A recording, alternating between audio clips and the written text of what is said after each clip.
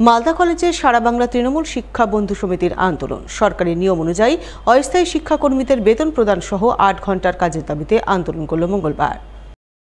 আন্দোলনের অঙ্গ হিসাবে সারা বাংলা তৃণমূল শিক্ষা বন্ধু সমিতি মালদা শাখার সদস্যরা মিলে এদিন প্রথমে মালদা কলেজে মিছিল করেন। এরপর তারা সকলে মিলে মালদা কলেজের প্রিন্সিপালের গেটের সামনে অবস্থান বিক্ষোভে বসেন।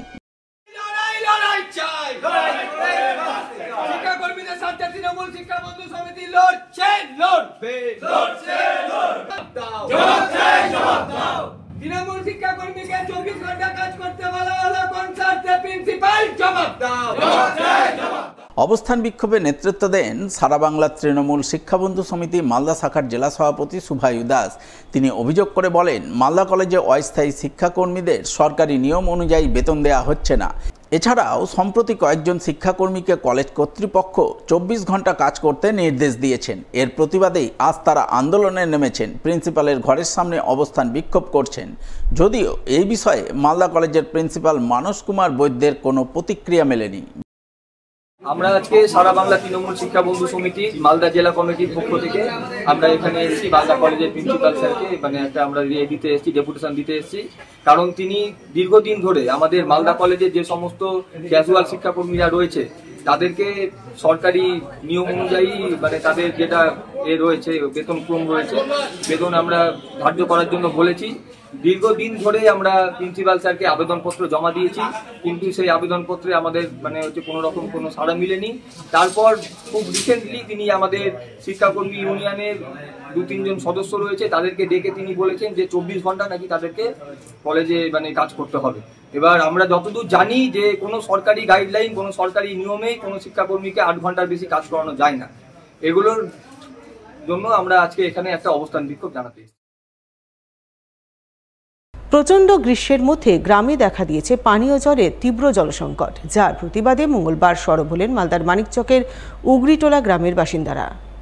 রাস্তায় জলের পাত্র রেখে বিক্ষোভ দেখালেন জলের দাবিতে। বিক্ষোভকারী গ্রামবাসীদের অভিযোগ, তাদের গ্রামে গত 4-5 মাস ধরে পানীয় জলের তীব্র সংকট তৈরি হয়েছে। পাইপ লাইনে ঠিকঠাক জল আসছে না, ফলে গ্রামবাসীরা দূর দূরান্ত থেকে ভ্যানে করে জল আনতে বাধ্য হচ্ছেন। এই সমস্যার কথা তারা স্থানীয় পঞ্চায়েত সদস্য থেকে শুরু করে পঞ্চায়েত প্রধান, বিডিও সকলকেই জানিয়েছেন, কিন্তু সমস্যার কোনো সুরাহা হয়নি। তাই এই পরিস্থিতি চলতে থাকলে আগামী দিনে তারা পথ অবরোধ করতে বাধ্য হবেন। আমাদের প্রশাসনে এখানে 4-5 মাস থেকে জল পাচ্ছি না। আমরা অন্যান্য জায়গায় এই উগরিটোলার মধ্যে জল আসছে না, আবার ওইদিকে চলে যাও জল চলছে। এর আগে আমরা কমপ্লেন করেছি, তো বলছি কি জল দিব, কিন্তু হয়ে যাচ্ছে 2-4 দিন হচ্ছে, 2-4 দিন পরে জল আসছে, আধ ঘন্টা চলছে, 5 মিনিট চলছে, জল কেউ পাচ্ছে না।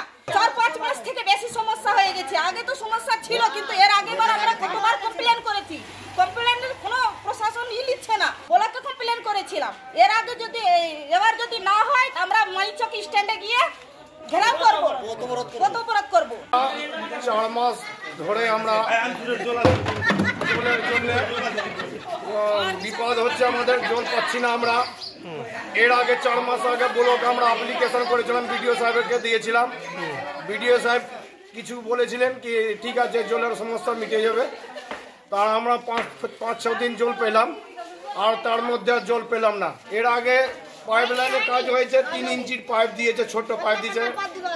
হ্যাঁ, আজ 4 মাস ধরে আমরা জল পাচ্ছি না। বিডিও সাহেবকে অ্যাপ্লিকেশন করেছিলাম, তার মধ্যে আমাদের ইদুরজোহা এসেছিল, কমিটি হলে মিটিং হয়েছিল। আমাদের মেয়াবাবু সাহেব বলেছিলেন কোনো জলের সমস্যা থাকবে না, সব হয়ে যাবে।